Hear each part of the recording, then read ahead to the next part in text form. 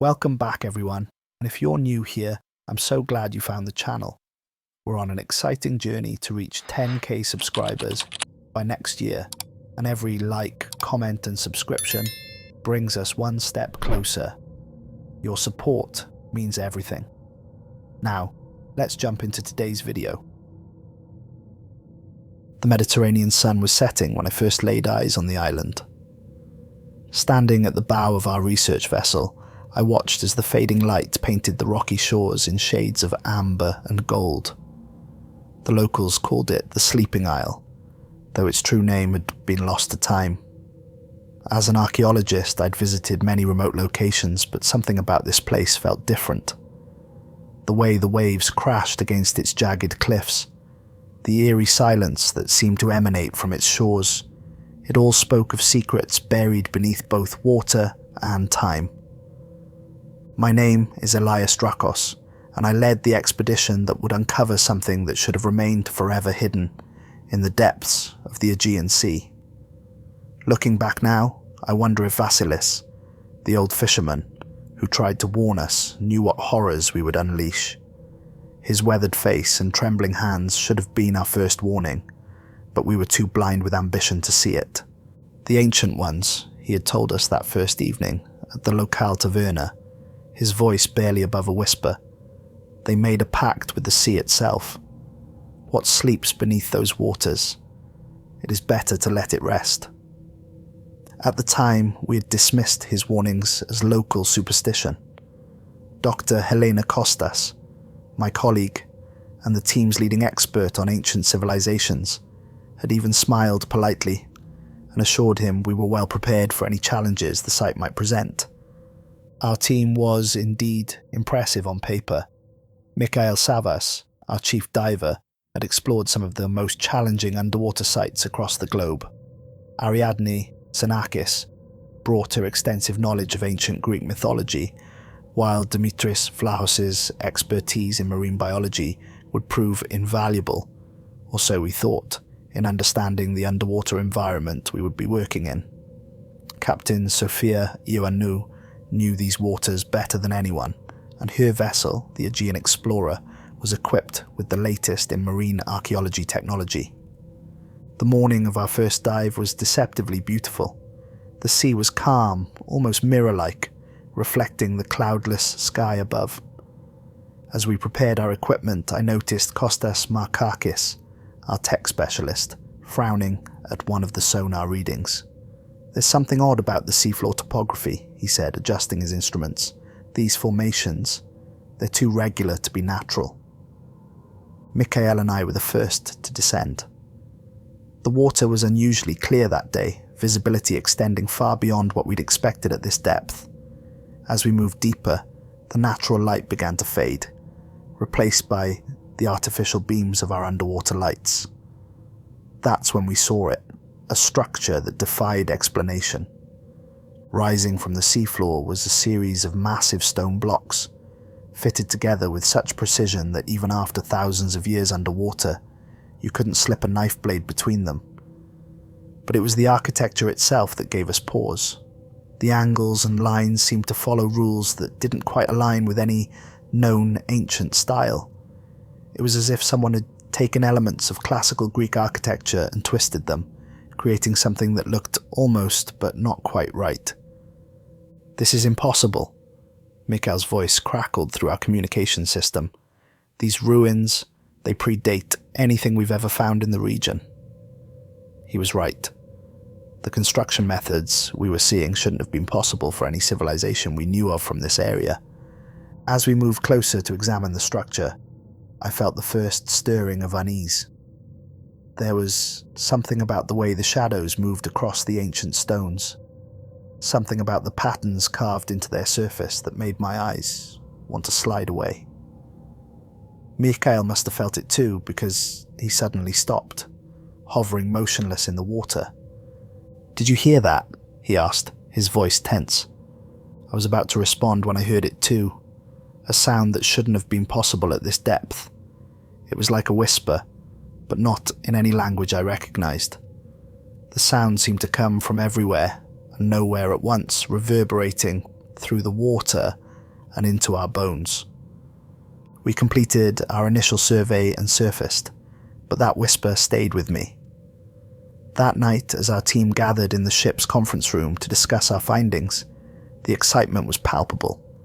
Dr. Costas was particularly animated as she pored over the video footage we'd captured. "Look at these markings," she said, pointing to a series of symbols we'd photographed. "They share elements with ancient Greek and Egyptian hieroglyphs, but there's something else here, something older." Her eyes had a strange gleam as she spoke, one I would come to recognize and fear in the days ahead. Andreas Kyriazis, our local archaeology expert, leaned forward to examine the symbols more closely. "This is unlike anything in the historical record," he murmured. "These could predate the Minoan civilization by thousands of years." That first night aboard the ship, I had the first of many dreams that would haunt our time on the expedition. In it, I was back in the water, but alone this time. The ruins stretched out before me, but they were different, alive somehow. In the dream, the stones seemed to pulse with a faint, greenish light, and the whispers I'd heard earlier formed themselves into words I almost understood. I woke in a cold sweat, the taste of salt water in my mouth, though I hadn't been near the sea for hours. The next morning, Demetrius reported something strange about the local marine life. The usual species we'd expect to find around an underwater structure, the fish that typically made such places their home, were conspicuously absent. Instead, he'd noticed larger, deeper water species circling the site, behaving in ways that contradicted everything he knew about their normal patterns. "It's as if something's drawing them here," he explained during breakfast, his scientific detachment wavering slightly, "and the way they move, it's not natural." Captain Ioannou had concerns of her own. The weather patterns around the island had begun to shift in ways she couldn't explain. The local forecasts remained clear, but she'd noticed strange cloud formations gathering and dispersing around the island, and the sea itself seemed to develop occasional currents that didn't match any known patterns. Despite these early warnings, we pressed on with our excavation. How could we not? We were on the verge of what might be the greatest archaeological discovery of the century. Each dive revealed new wonders. Corridors carved with scenes that seemed to tell the story of a civilization we'd never known existed. Chambers that defied our understanding of ancient engineering, and artifacts that seemed to be made of materials we couldn't identify. But it was the discovery we made on our fourth day that would change everything. While examining what appeared to be a ceremonial chamber, Ariadne managed to partially translate some of the text carved into the walls. The story it told was fascinating and terrifying in equal measure. It spoke of beings that existed before mankind, of a god or entity they called Iktaroth, the dweller beneath the waves. According to the text, this civilization had achieved wonders by forming some kind of pact with this entity, but the price they paid was beyond imagination. The more we uncovered, the more Dr. Costas became obsessed with the ruins. She began spending longer hours in her cabin, surrounded by photographs and notes, trying to decipher the ancient writings.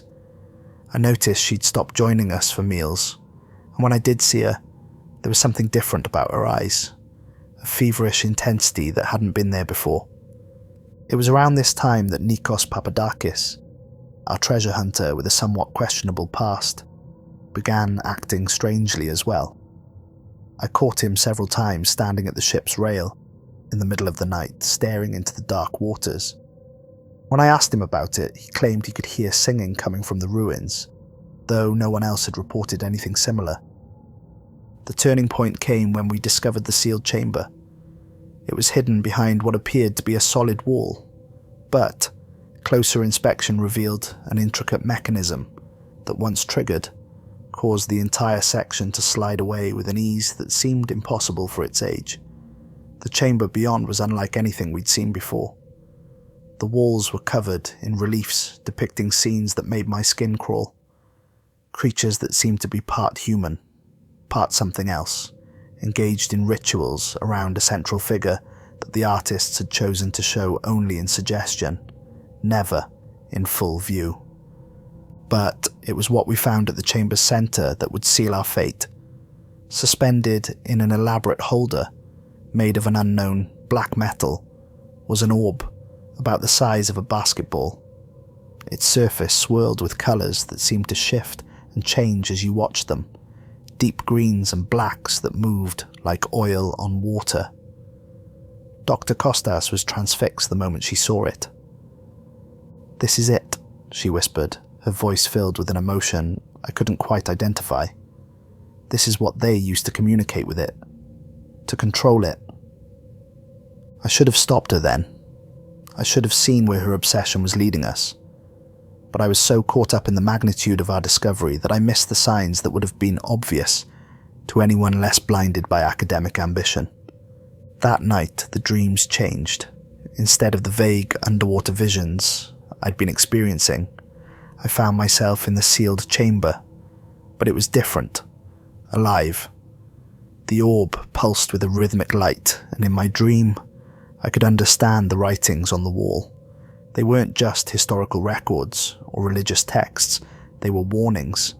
The civilization hadn't formed a pact with Iktaroth. They had tried to imprison it, to seal away something so terrible that they sacrificed their entire civilization to keep it contained.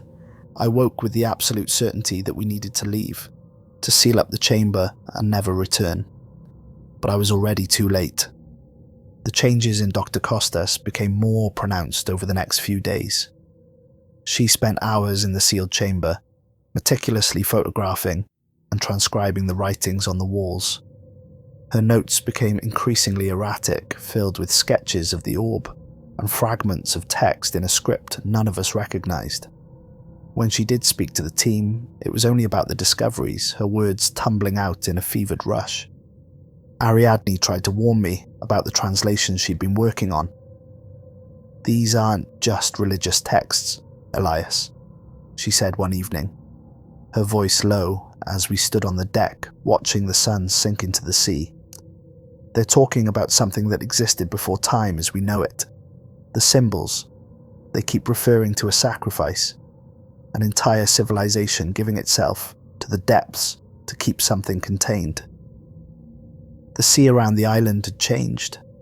Demetrius reported massive schools of deep-water fish circling the ruins, their patterns becoming more organized, almost deliberate.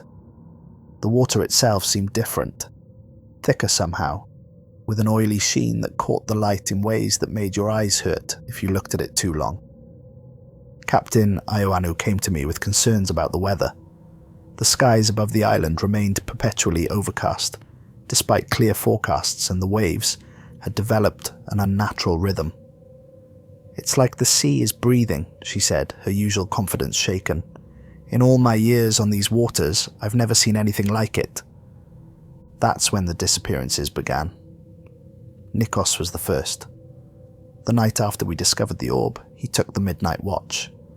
By morning, there was no sign of him except his cigarettes and lighter left by the rail.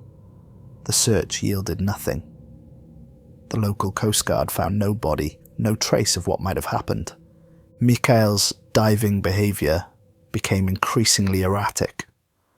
During one survey dive, he went off course, swimming deeper into the ruins without responding to communications. When we finally got him back aboard, he was babbling about voices calling him, about seeing movements in the darkness where no living thing should be able to survive. We had to sedate him to keep him from diving back in, without equipment. The dreams got worse. Each night, more of us reported the same visions. The orb pulsing with sickly light, massive shapes moving in the depths, and always the whispers, growing louder, more insistent. Some mornings, we would wake to find ourselves standing on deck, with no memory of how we got there. Kostas Markakis documented strange energy readings emanating from the ruins. Our equipment began malfunctioning in ways that defied explanation. Cameras would capture images of spaces that weren't there. Sonar readings showed impossible structures extending far deeper than our instruments should have been able to detect. Then came the night everything changed. I was awakened by alarms blaring throughout the ship. Dr. Costas had taken one of the diving suits and gone down to the ruins alone. By the time we realized what was happening, she had already reached the sealed chamber. Through the diving suit's camera feed, we watched in horror as she approached the orb. "Don't you see?" Her voice crackled through the communication system. "This is what they use to ascend. To become more than human, we don't have to just study history. We can become it." Andreas, who had been cross-referencing the symbols with known ancient texts, suddenly burst into the control room. "Stop her!" he shouted. "The orb isn't a tool, it's a prison. They didn't worship Ictaroth, they trapped it. The ritual she's trying to perform. It's not meant to control the entity, it's meant to contain it." But we were too late. Through the camera feed, we watched as Helena reached for the orb. The moment her hands touched its surface, the sea around the island began to churn. The ship's instruments went haywire, and a deep rumbling arose from the depths, more felt than heard.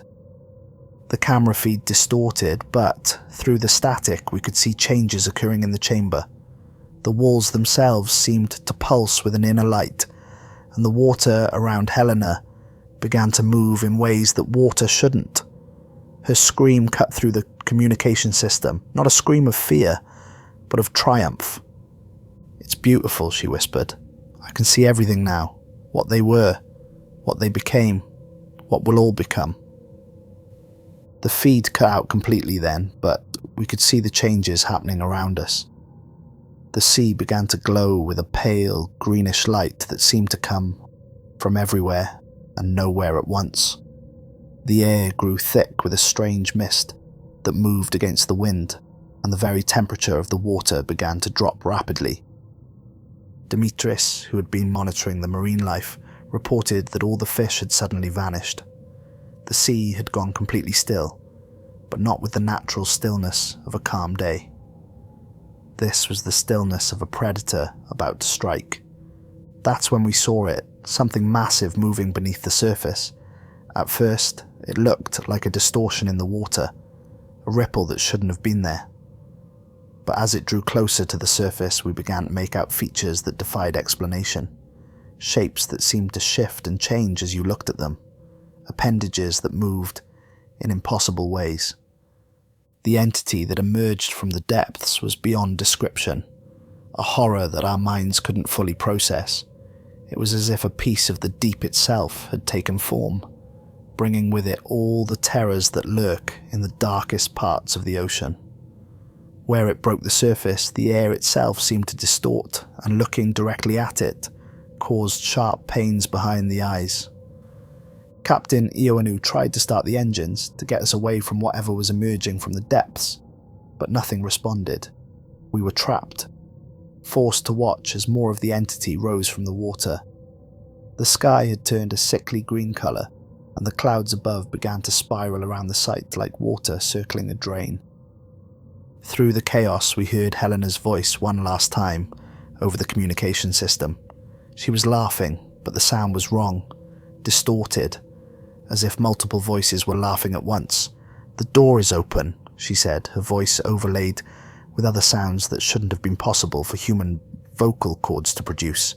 "Ictaroth is free, and we shall all be remade in its image." The transformation had already begun. Those who had spent the most time studying the orb and the ruins were the first to change. We watched in horror as Mikhail's skin began to ripple and shift, his features becoming fluid, uncertain. Andreas clutched his head and screamed as his eyes began to change, becoming dark and impossibly deep, like windows into an endless abyss. The island itself was starting to sink, not in the natural way that land disappears beneath the waves, but as if it were being pulled down by something vast and hungry. The ruins we had discovered were just the beginning. Beneath them lay an entire city, preserved in darkness for countless millennia, now awakening from its ancient slumber. In the chaos that followed, survival instinct took over. the Aegean explorer pitched violently as massive waves crashed against its hull.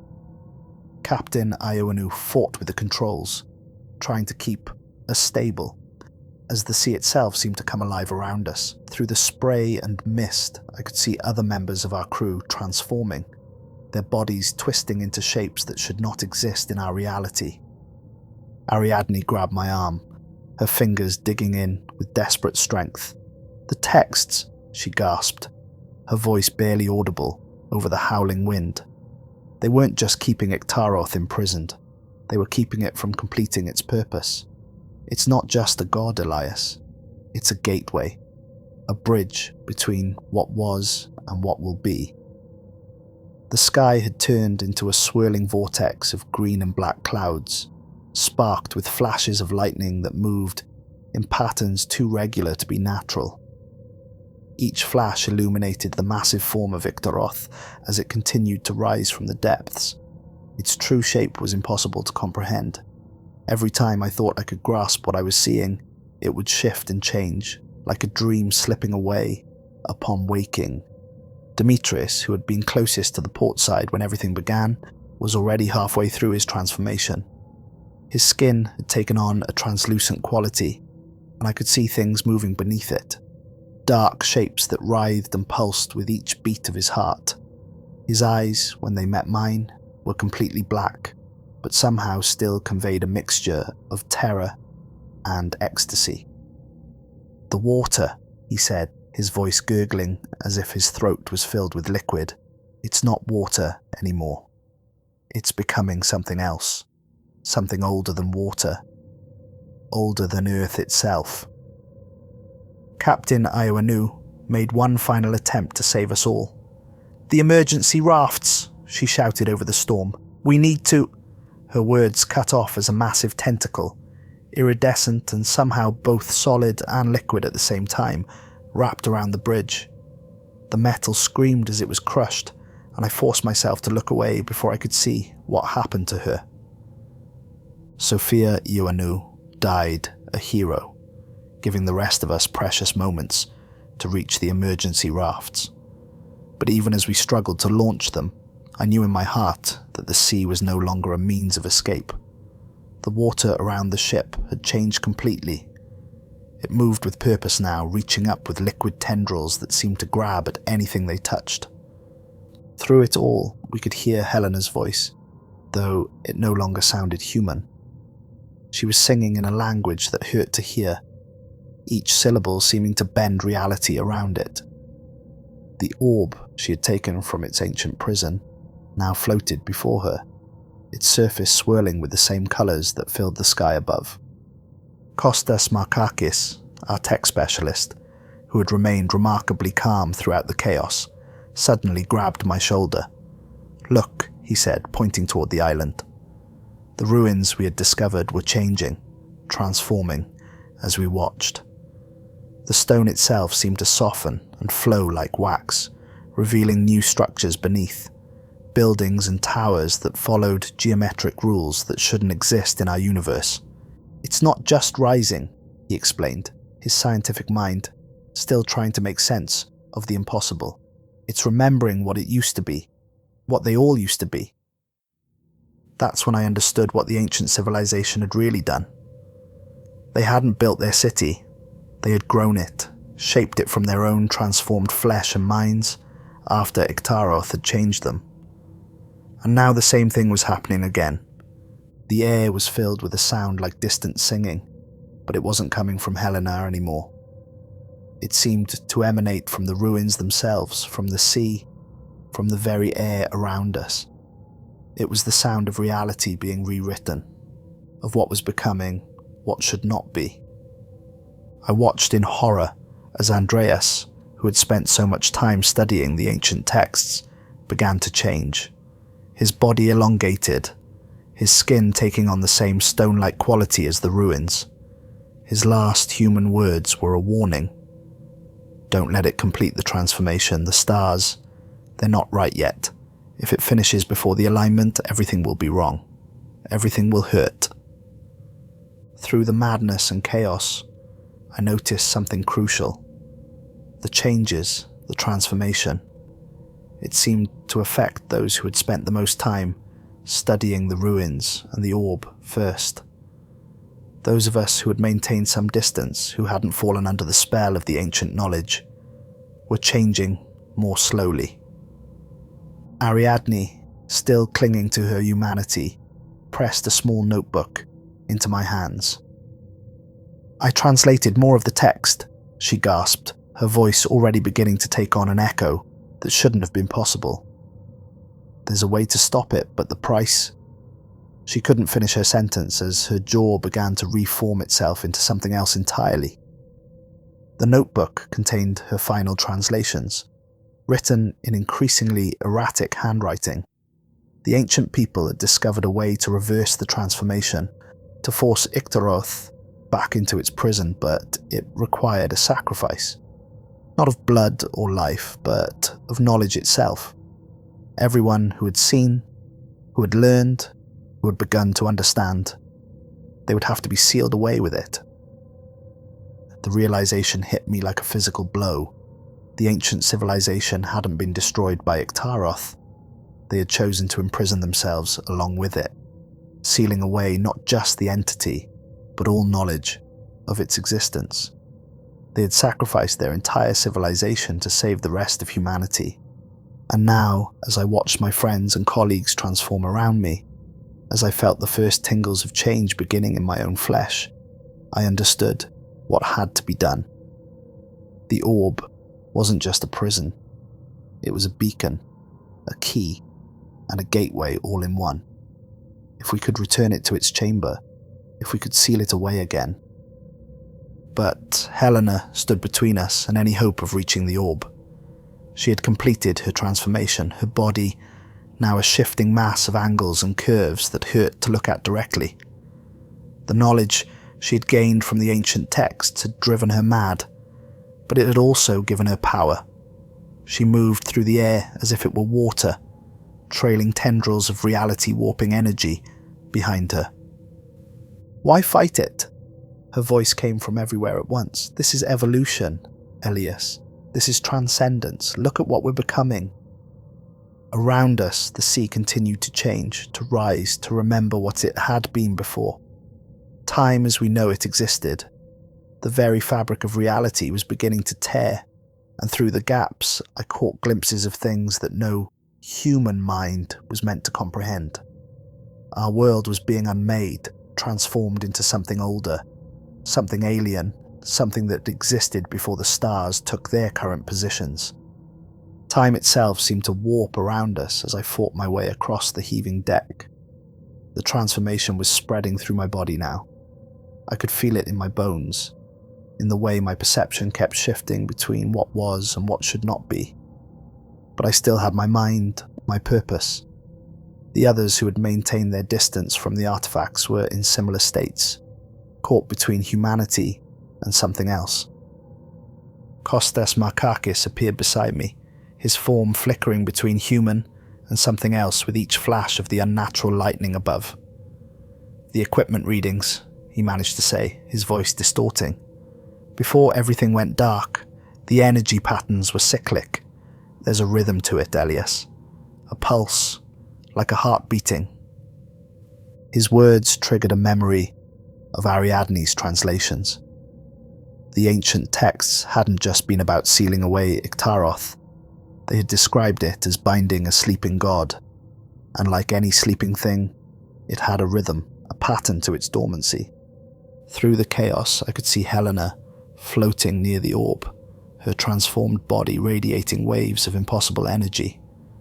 The air around her shimmered with colours that shouldn't exist, and reality itself seemed to bend and warp in her presence. But there was something else, something in the way she moved, in the pattern of her movements. She's following the rhythm, I realised. She's becoming part of it. What remained of Dimitris pulled itself across the deck toward us, his once human form, now more water than flesh. "The sea life," he gurgled. "They weren't just gathering, they were synchronized, moving to the same pattern, the same pulse." Understanding crashed over me like a wave, The ritual Helena had discovered wasn't about controlling Ictaroth, it was about joining with it, becoming one with its cosmic rhythm. But the ancient civilization had found a way to use that same connection against it. They had turned the pulse of Ictaroth's power back on itself, creating a prison from its own essence. The notebook Ariadne had given me contained the key, diagrams showing how the original chamber had been constructed to amplify and reflect the entity's own energy. The orb wasn't just a prison, it was a resonator, designed to create a feedback loop of Ictaroth's own power. But reaching the orb meant getting past Helena, who was now more entity than human.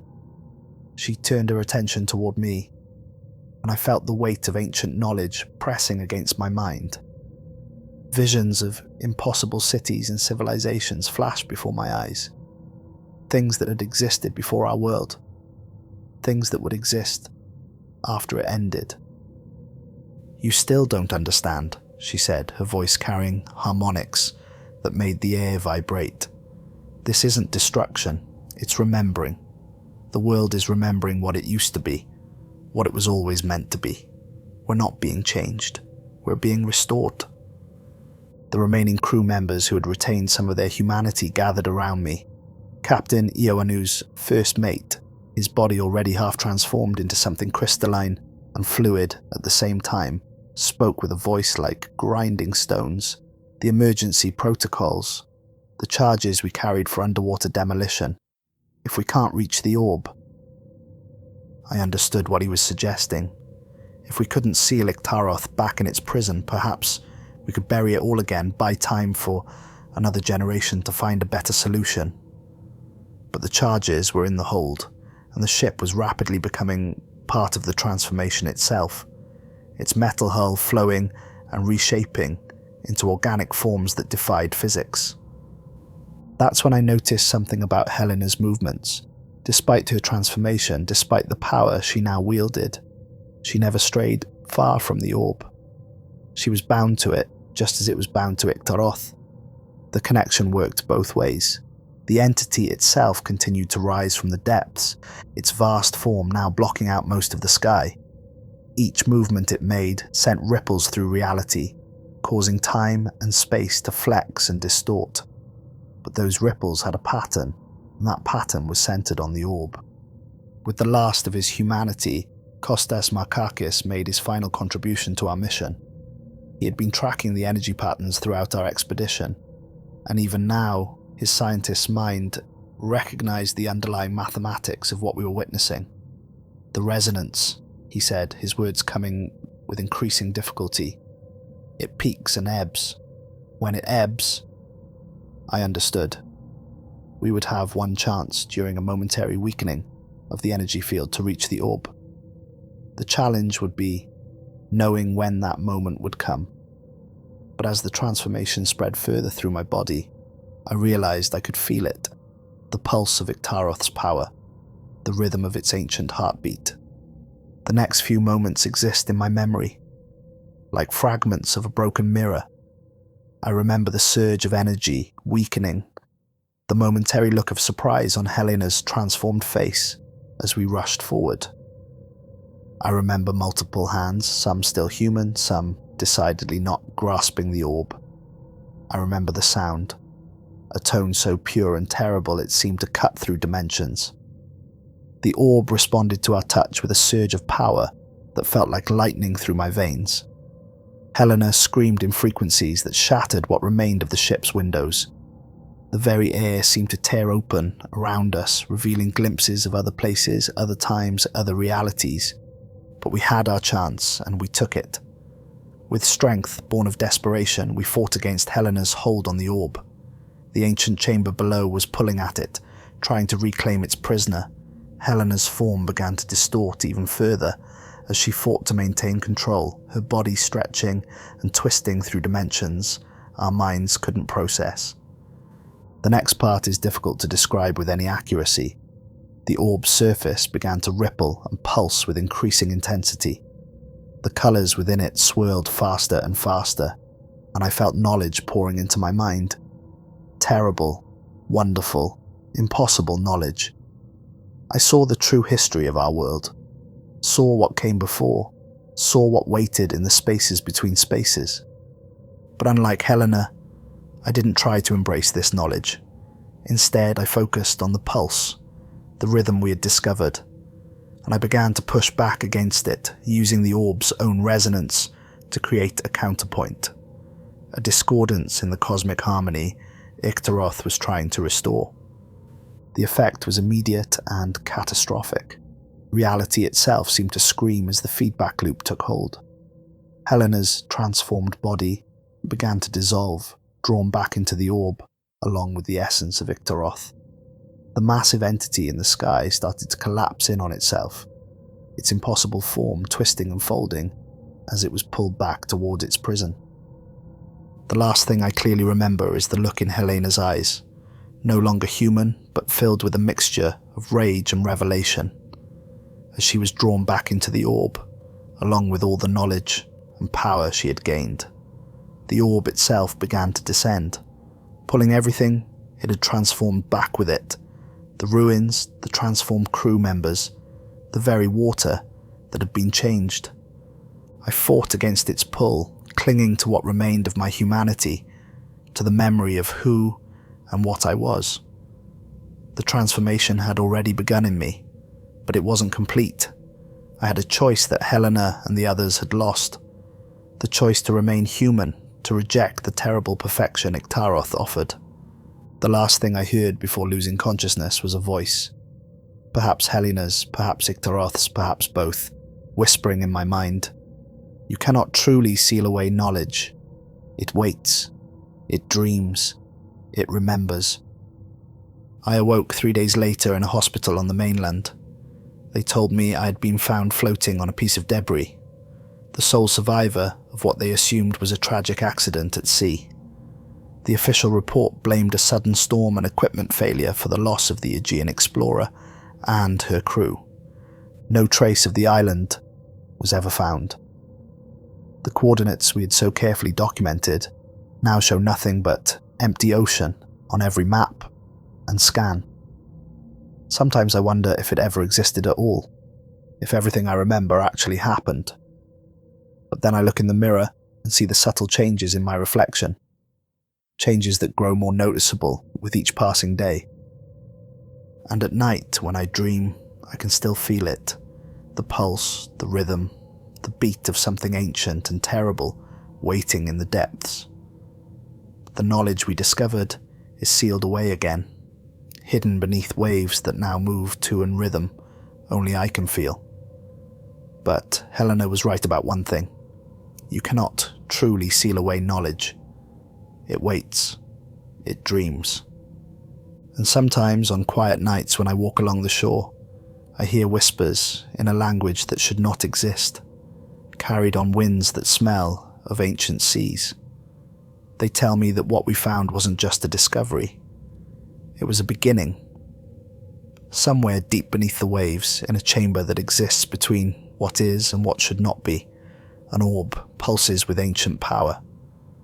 And within it, something dreams of the day it will rise again. For now, the stars are not right. The alignment is not perfect. But time is a fluid thing, as I learned in those final moments. And what is sealed away does not always remain so forever. I write this account as both a warning and a confession.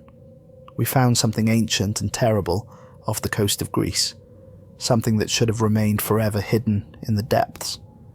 And though we sealed it away again, I fear that next time, when the stars align just right and the ancient rhythm pulses once more through the deep, there may not be anyone left who remembers how to stop it.